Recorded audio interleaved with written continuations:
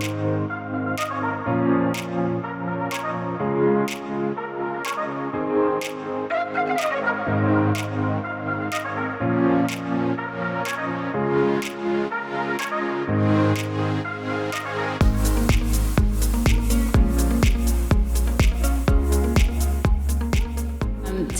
we are very fortunate to have Ellie Kinley speak to us about the Lummi Nation's Salish Sea Campaign.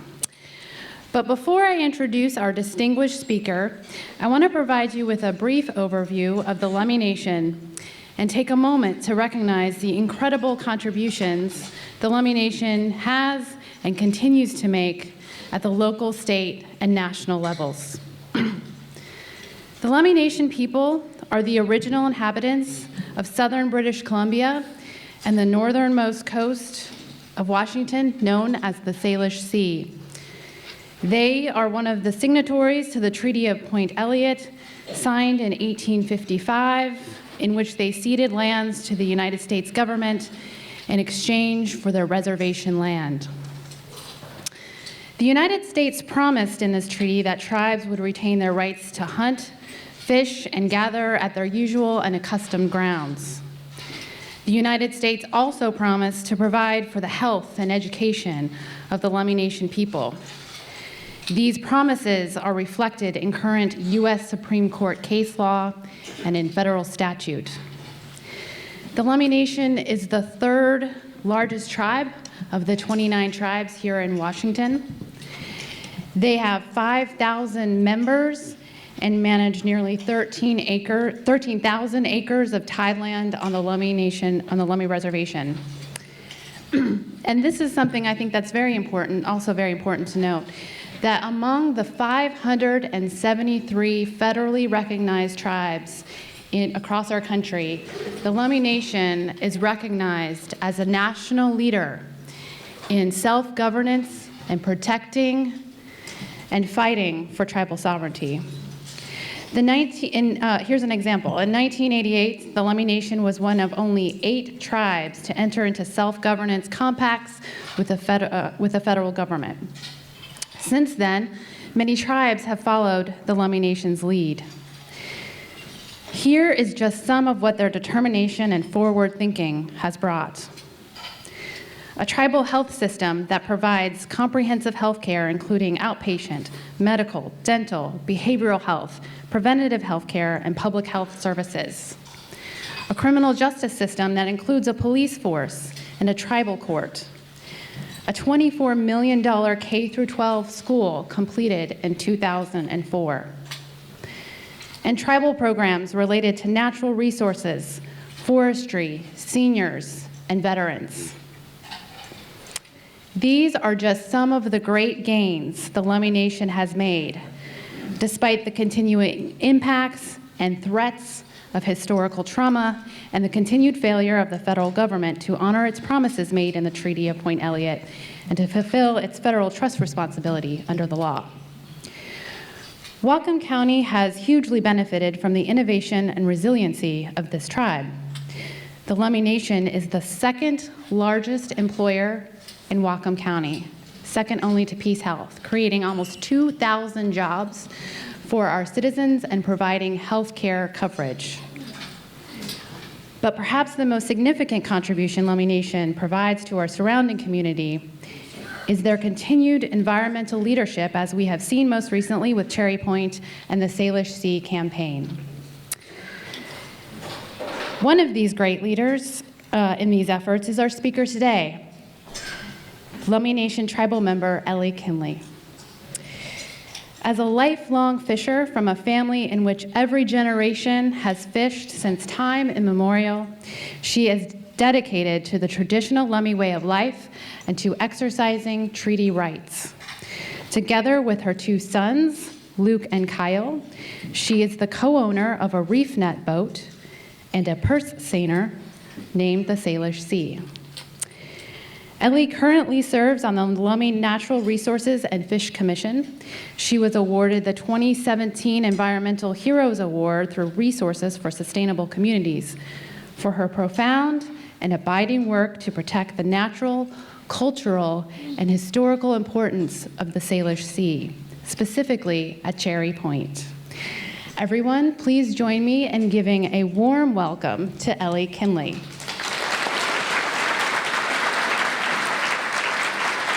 Good afternoon, everyone. I almost didn't want to come up here after that introduction. It's like, who is this person they're talking about? I just consider myself a fisher. I just consider myself a mother. And what I do to protect for my children, my grandchildren, and their children. Because someone has to. There's been signs that nobody's paid attention to. 22 years ago was the last year that we fished herring at Cherry Point. And we used to have a wonderful herring fishery. I mean, I couldn't tell you what the biomass was, but the biomass was getting smaller and smaller. And it got to the point where we said we could no longer harvest from it. There wouldn't be enough to go on. And we just stopped fishing it, and no one questioned it. It sent no warning to anybody.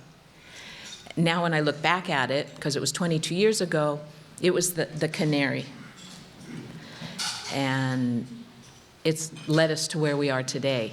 You can't take a biomass that big of the littlest fish out and think the ecosystem is still going to be fine. And I always talk about no one paid attention to that herring, but there was a mother, a killer whale that a year ago, her baby died, and she pushed that baby around for 17 days. And pretty much the world saw that. And I think we who live here, we started paying attention. What is wrong if that mother's got to push her dead baby around, for 17 days? Well, people started realizing, maybe there is something wrong. Maybe there's something wrong here with the Salish Sea. And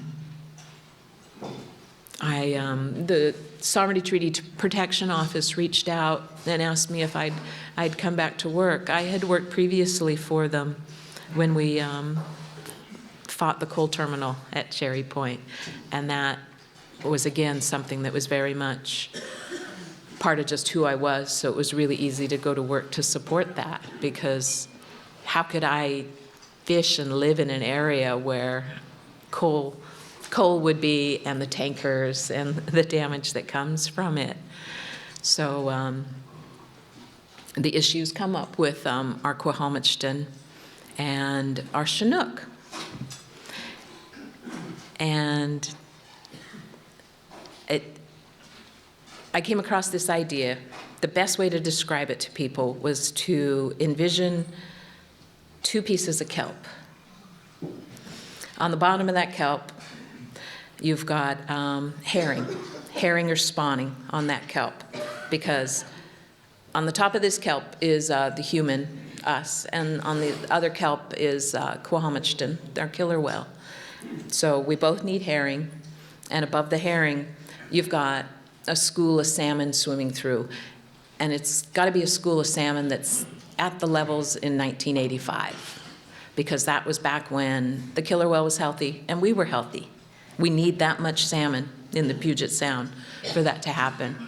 And above that, you've got our refineries on the kelp. You've got ship traffic on this kelp. And of course, you've got us and you've got the killer whales, because we're both affected by the same thing. In order to save ourselves and Quahomachton, we need the same thing. And that's Lummi's, I'm sorry, my mind is fuzzy. I literally broke my back 2 weeks ago, and I haven't gone back to work yet. So our Salish Sea Manifesto.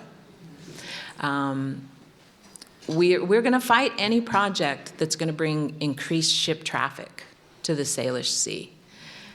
We don't even know if the traffic that's out there now is too much. We don't know if we're past the tipping point for the healthy Salish Sea. And we're going to fight projects like Trans Mountain Pipeline and the, I'm even drawing a blank on the bank. Roberts Bank Terminal. If you don't know about the Roberts Bank Terminal, just up across the border, and when I mean across the border, the end of the dock is probably within a mile of the US border. There's a large container ship and coal port up there. If you've ever been up there and seen this, and we fish up there, this coal port, the dust from loading those ships, and they load those ships 24 hours a day, every day of the year. It floats into the US every ebb tide. There's a black ribbon of coal dust floating down. And I can't remember how many cancer-causing agents are in coal, but those are slowly seeping into our Salish Sea on our side of the border, twice a day, every ebb tide. So a lot of our projects that we're fighting are with Canada. The container ships that they want to bring into this new terminal are larger than any container ships that come into the Salish Sea now. They are bigger than any aircraft carrier that the United States has. So we haven't seen these container ships here yet. And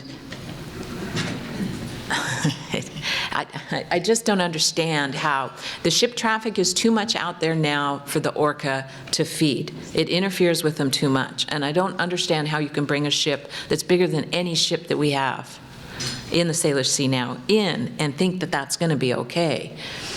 And one of their reactions was to slow down ship traffic when it comes around Victoria and before it's coming up. Where it's passing right by here where we fish, they slowed traffic down. Even though I'm hurt, and you might ask what I was doing out on a boat on a really rough day 14 days ago, we were taking Chinook out.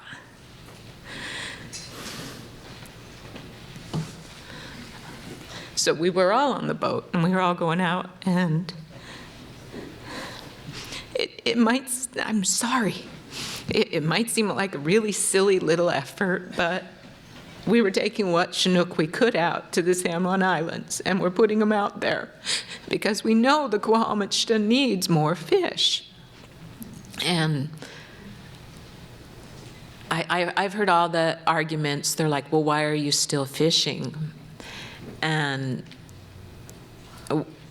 we never rarely target the Chinook that the Quahumachtan's catching. We're targeting sockeye, we're targeting pinks, and we're targeting chum. So the Chinook are still out there for them. So that's why I was on a boat. That's why I got hurt, sorry. But I didn't want to give up the opportunity to speak today. And I just kept thinking, well, it's just going to be a room full of people, and I'm just going to be able to talk about stuff that's really important to me. And I hope it's getting through to you, because my head's not really clear right now. But I didn't want to miss this opportunity. I didn't even start by introducing myself. You know, I'm Ellie Kinley. My traditional name is Tomas. I come from a long line of fishers. My father was a fisherman. I married a fisherman. But it's not just a way of life. We literally hardly make a living fishing in the Puget Sound, in our Salish Sea anymore. It's just what we do, and I can't explain. It's part of our culture. I mean, we've always harvested. We're always out there, and I can't explain to you what it's like when we actually get to go out there. It's going home. being back in the islands, being back on a boat, it's you know right here, you're in the right place. So sorry about crying 3 times now. So at the Lummi Nation, we're fighting against anything that's going to expand ship traffic, because it can't be good for our Salish Sea. We're going to fight against, and most of the projects are up in Canada right now. So I think you guys all have the little folder. This is something, we had an event up in Blaine a few weeks ago, Netzamat, and listed inside the folders are the 70 or 72 killer whales of our southern residents that died before they should have. And a killer whale's lifespan is much like a human. They should all be, living to be. And a lot of these, if there's an L by their name, it means they didn't even live long enough to be named. We have a lot of baby orca that die really soon. And I don't know, just looking at that it helps you understand why it is we're doing what we have to do, because we have to do it to protect them, and in protecting them, we protect ourselves. And I know out there's debates about, and then the little sticker that's on your table, it says hatchery fish or wild fish. And that's to distinguish the fact that hatchery fish aren't farmed fish. There's a difference. But I was amazed to find out there's a lot of people that didn't know there's a difference. They kind of blend together, and they're not. Farm fish are Atlantic fish from the East Coast. They don't belong in our water. They're not native. They carry many diseases that are being spread to our native fish. Hatchery fish, they are our native fish. They're just being helped along. And in order to survive, in order for us to survive, and in order for Quahomicton to survive, we both need hatchery fish. So I think that's the last take I'd like to pass off to you guys. Thank you guys for having me.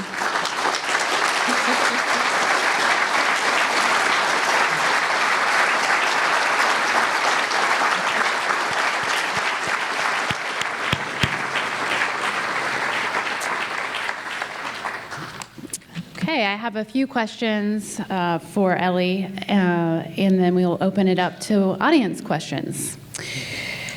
The first question is, what actions can Whatcom County citizens and the people in this room take to protect the Salish Sea and support the Lummi Nation's efforts? Of course, Whatcom County is doing a wonderful job of trying to hold back the expansions of the refineries, and that will reduce ship traffic. So I think we need to keep supporting those that are trying to support our efforts there. One thing I did want to mention is there is another it's not part of the question. I'm going back to, there's a misconception out there that not eating Chinook is going to save the orca. There was quite a campaign. There was restaurateurs in Seattle that took it off their menu. Well, right here in Bellingham and in any river that has Chinook, if the Chinook is being caught in the terminal area, so in Bellingham Bay, in the Nooksack or in the Salish, by either a tribal member or a non-tribal member, that Chinook has already passed through all of the area, all of the ocean, all of the San Juan Islands where the Quahomicton eat them. So they're not going to be eaten by a killer whale. So if they're caught in a terminal area, it's not affecting the Quahomicton. And that's kind of a really big misconception. We have a healthy run of Chinook in the Nooksack River, and that crashed the market for people weren't buying Chinook. So buyers didn't want to buy Chinook off of our local fishermen. So it really hurt, and it's a misconception. So if it's caught locally in a terminal area, in a mouth of a river, in the river, it's already passed by where the killer whale's going to eat it. So that's how, another way you can help is by eating Chinook if you know where it's caught. Next question. Is Washington state government doing enough? And for that matter, are there surrounding local governments doing enough? I think our local government is. I think it's really nice to be supported by Whatcom County in our efforts, and to see that. You know, the governor has the task force, and it's working. We're getting more Chinook out there, but it's still a government, so it's sort of not working fast enough. Which is why we're taking our own steps, because we can as the Lummi Nation, and that's why we're trying to get more fish out back into the San Juans when they're there. I have just one more question before we open it up to audience questions. So we saw in the video quite a few references or a showing of the Canadian government's industry's impacts here. Can you talk a little bit more about the Salish Sea Campaign, the campaign's efforts around sovereign-to-sovereign meetings with Canada, if there has been any interaction at all with the Canadian government? We actually had to hold the one press conference up there to make them realize we should have been part of the negotiations in expanding the Roberts Bank terminal. We weren't even questioned or considered. And so we did a press conference up there saying, no, this will very much affect us, and even though you're the Canadian government, you need to listen to what we have to say. Whether or not they really listened is questionable. We did present to them, but it was more just lip service. They listened and moved on, like we know with the Trans Mountain Pipeline, but we're not going to stop. We're going to keep pushing forward with the truth. Thank you. Okay, I'm going to open it up to the audience now for questions. What is the status of the Point Roberts Terminal 2, and what do you think the attitude is of the Horgan government in BC toward that terminal? The latest update we got on it, I believe it's still in the process. The one hope that I have for it is they marked the waters around the actual dock as protected waters for the orca. So it was like, okay, if you've done that, is that going to make a difference with it? Other than them doing that, we haven't seen anything that's going to slow it down. Hopefully it won't happen. I'm Joy Gilfillan, and this mic is really hot. I have a question, and it's an economic development question, and it's also related to law enforcement and government power related to crisis management. Okay, so it's a little complicated. But the reason I'm asking the question is that there was a Planet movie, I forget what it was, but in the very last version of the multiple movies, they talked about the economic cost of loss of heritage, loss of life, and loss of species. And I'm wondering if there has been anything done between the port and the county and the Lummi Nation and other wildlife groups to actually start assessing the cost of loss of animal life relative to progression of business? Not to my knowledge. I will look at Commissioner Briscoe. So there's a movement around the world by people of many different countries to acknowledge the rights of nature. For example, the people of Toledo, Ohio, have passed a local initiative acknowledging the right of Lake Erie to thrive and its tributaries. There are people in the San Juan Islands who are trying to get something similar going for the Salish Sea.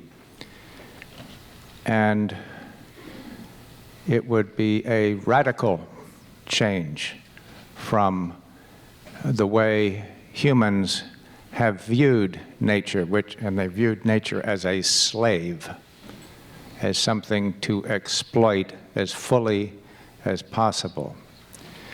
Do you think that a rights of nature movement could help the problem?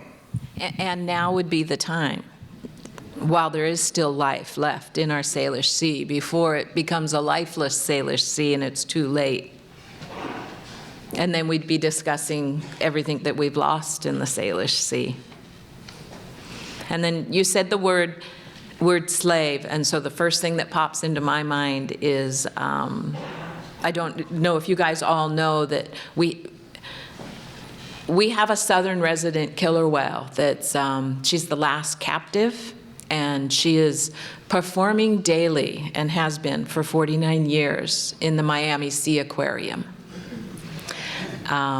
She was taken when she was 3, and her mother is still alive out here. So it's another one of our goals is to get her brought home. We're not sure if she'll ever be able to be released, but we want her to stop performing. She's done that for 49 years, and I think that's long enough. And we'd like to see her come home to the Salish Sea and at least be in the waters of her homeland and be in the waters with her family and her mother. I'm curious and ignorant about Canadian access to Salish businesses industry in Canada. Have we no national enforcement or way to make sure that Canadian ships don't impact Salish Sea where they should not be impacting? I'm concerned looking at your boat compared to thinking of an aircraft carrier and trying to imagine making you safe. Thank you. There really isn't anything between us and Canada, and then most of those ships are actually even international. So that complicates that even more. So there really isn't.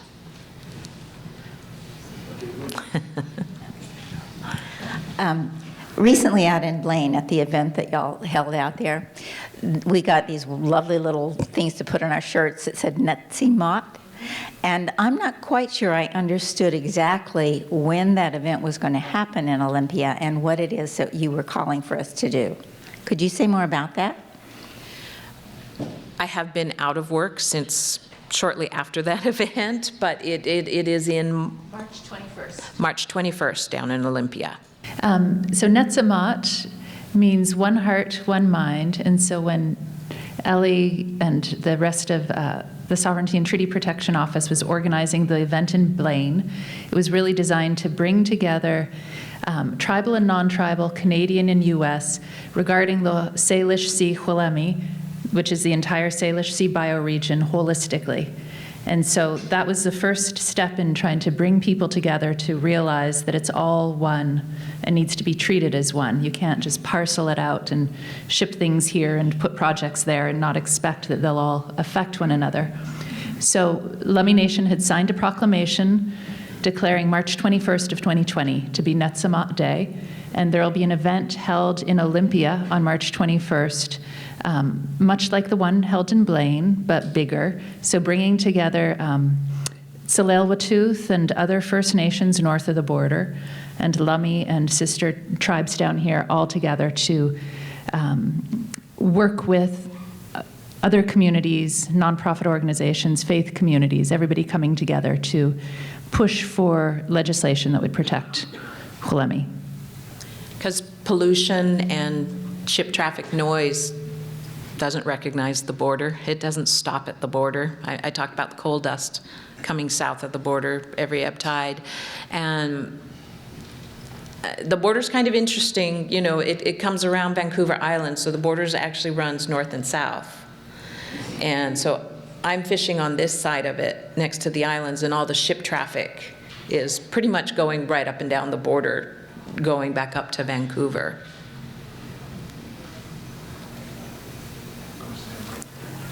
Ellie, thank you so much for your presentation, for personalizing it, and for letting us see what it's really like to be out there in your boat when you're hit by a big wave. Your moderator asked you, what can we do locally? There are people in this audience that have been working on Cherry Point for a long time, like Dave Roberts and myself. What can we do here locally right now? I'm wondering, is the Planning Commission was making changes on the Cherry Point area, and now it's before the County Council. I think there will be at least one open meeting. Is Lummi participating in giving their view of the changes that are going to happen or maybe not happen at Cherry Point? I don't believe we've prepared for that at all, no. My question is about the pollution that results from the coal dust and the traces of oil. Do you know of anything that can be done to mitigate that, any chemical or biological solution to that kind of problem that we could advocate for? No, and that's kind of always confused me. I actually brought a photo of a big streak in the water. We were meeting with the Coast Guard, and I brought the photo forward to the Coast Guard, and I said, I get in trouble in Bellingham Harbor if I was to make any streak whatsoever. I said, so how is this company allowed to do this to our water? And the response I got back from the Coast Guard was, they said that nobody has ever complained.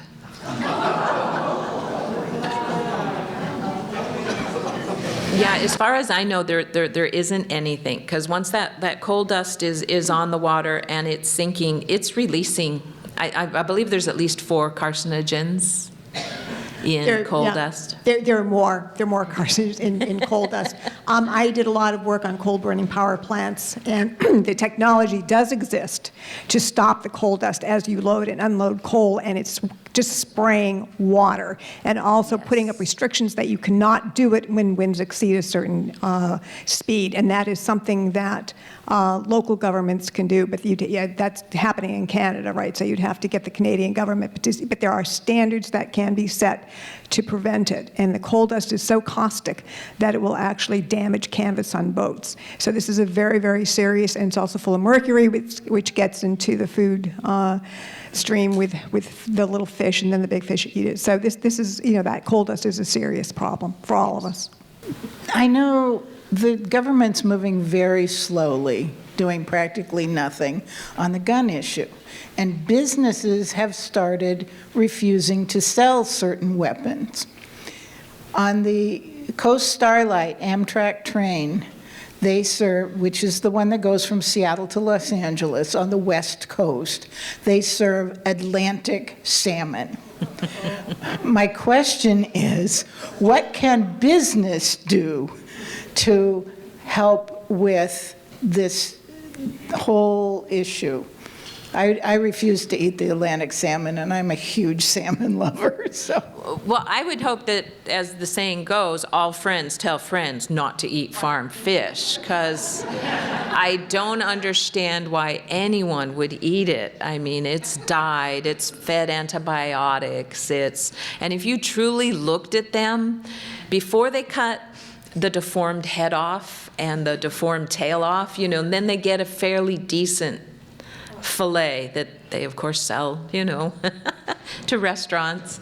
And I guess farm fish is popular because the fresh supply could be there on a regular basis, whereas our fishing seasons are, during the summer. So we get a big push of the fish in the summer, and it's not a supply. But fresh, frozen, wild salmon is so much better than any farm fish you'll ever eat.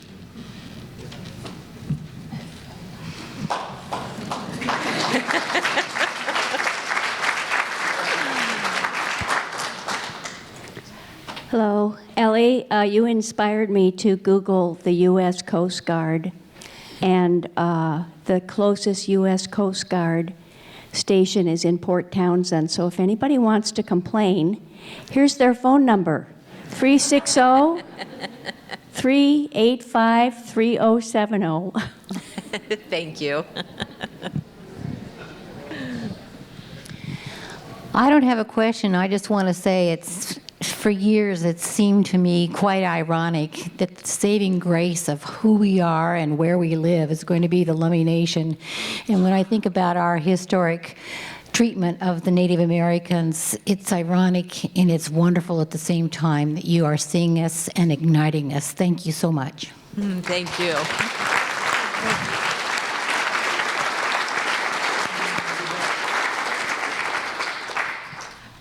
Aisquile, Quanstanat, Senasnat.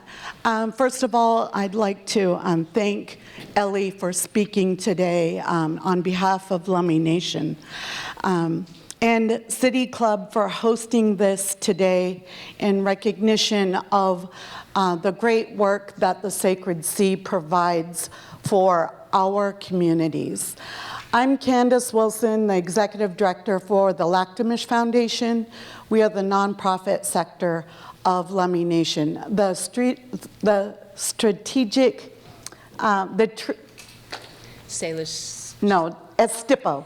The Sovereignty Treaty Protection Office is the governmental part of the work that Lummi Nation does for the community, but the nonprofit sector, on the table that you have the information about the Sacred Sea. Those are a few things that you can do to help support the good work that they are doing for our communities. And in response to the public hearing in Whatcom County, when they do speak about the development or the moratorium of Wichiakan, the Lummi Nation has a government-to-government relationship with Whatcom County and Lummi Nation. For the record, we always file in writing our position on preserving, promoting, and protecting our territory. So whether it's our reservation or the land, the sea, the air, anything that affects us, we will always file something for the record. And you can help. When you go to those public hearings, speak up. Speak up for what is right and just.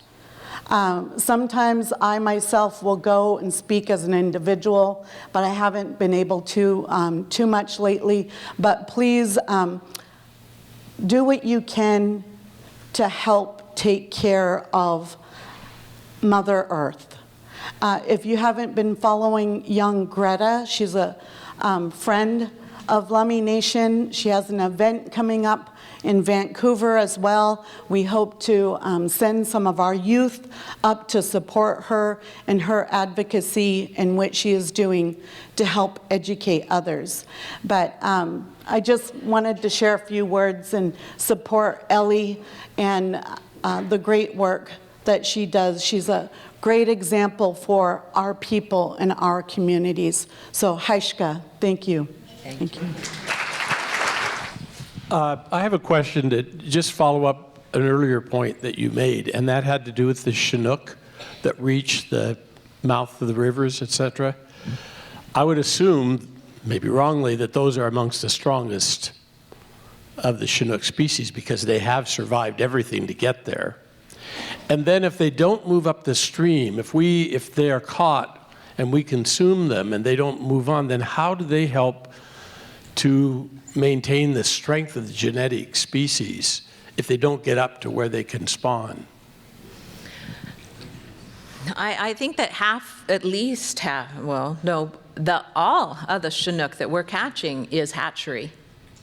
Hi, so my don't have a question, but more of a comment or recommendation of what we could all do to help support the Salish, is to continue pushing our governments to move away from coal power and more towards sustainable solar, wind, et cetera, type of power.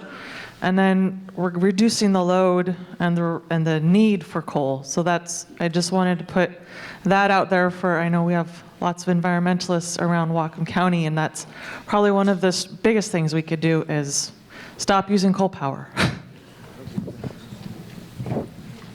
Then there's a misconception out there that the Lummi Nation would like to see everything at Cherry Point shut down, and that's not what we're trying to do at all. But we would like to stop the expansion of what we already have out there. So when the other side is trying to say, that's what we're trying to do, is shut it all down up there, that's not our plan at all. It's there. We've been functioning with it. We're not saying it isn't doing damage, because we know it is, but we'd like to see it not expanded anymore. I'd like to know where Lummi stands on enforcing existing in-stream flow regulations and what they might be doing to improve the in-stream flow regulations. It seems that every new project that comes across our desks up there, one of the latest ones is there's an expansion that wants to happen up there that is producing, I don't think it's called clean diesel, it's called, it's a renewable diesel. It finally came out in it exactly how much water they were going to pull out of the Nooksack to produce this clean, renewable diesel. So the renewable diesel is lower in carbon. Californians are going to be clamoring for it because they need to reduce their carbon footprint. But Whatcom County is going to be stuck with all the pollution to make that clean diesel. And the water's going to come out of the Nooksack, which already has issues with flow. And it just seems like every new project that comes along is the SSA Marine. I couldn't believe how much water they had already been granted to take out of the Nooksack. It seemed like it was going to be half of what was left in the Nooksack. And that was a deal that was done like 10 years ago, before we were fighting it. So that's all we can do, is fight each project that wants to attack the river flow. I've heard that there is a plan that the Lummis have supported to help the fish and the water in the Nooksack, because we do have a problem with the waters warming, and with the glaciers melting and not as much water there, that it's hard to. And do you know anything about that, or can you explain what your ideas are for that, or? We have numerous projects that go on in the Nooksack, and with help with quite a few other different programs. There are a lot of habitat rebuilding that's going on. There's a lot of problems with the poor Nooksack. I think one of the best descriptions of the health of the Nooksack is back in the 70s, we noticed a low abundance of our spring Chinook. And we voluntarily stopped fishing them, and we haven't fished them. Every year we do what's called a tangle net fishery, and the Chinook get caught in it, and then they're quickly brought up, put in water, and it's either a hatchery fish or it is an actual wild spring Chinook. If it's a wild spring Chinook, it's measured, weighed, and it's radio tagged. And it's then released a little bit farther up the river. And if it's a hatchery spring Chinook, we go ahead and we can keep that. We tagged, I think it was about 170 fish this year. And each one of those fish is worth about $1 million by the number of studying and everything that goes on for those fish. But unfortunately, things happen like two of the radio tags were found in a field. You know, the heads were cut off the fish, and so someone, managed to catch themselves, and it's like, no, we only have, we literally know the exact number of how many fish, early spring Chinook, we have. So, but what that shows is even without fishing on those fish, the health of the Nooksack, it's not getting better because we're not getting more fish back. We know a lot more needs to be done. Thank you, Ellie, for being here, and even in your pain today. So we work with you and we support you with that.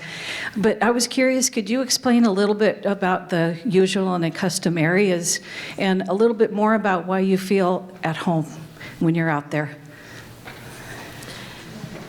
So we're granted use of our usual and accustomed areas, and that was when we came to live on the Lummi Reservation. Our usual and custom areas go far. Ours isn't defined by an exact boundary. I like to think of them as Lummi's usual and accustomed area is a big circle, and Judge Bolt actually described it as the Canadian border to the environs of Seattle. So we went many places for many different reasons. We had our places we fished our halibut. We had our places we went and caught shrimp. We had our places we went and gathered our different medicines and basket weaving things. So that's what we call our UNA. And I feel at home when I go out the islands because we have hundreds of village sites out the islands, and make me cry again. You go out on the water and I don't know, you just feel you're at home. I think the ancestors know when we're out there, when we're doing the right thing, and it just feels right. It's home. Thank you.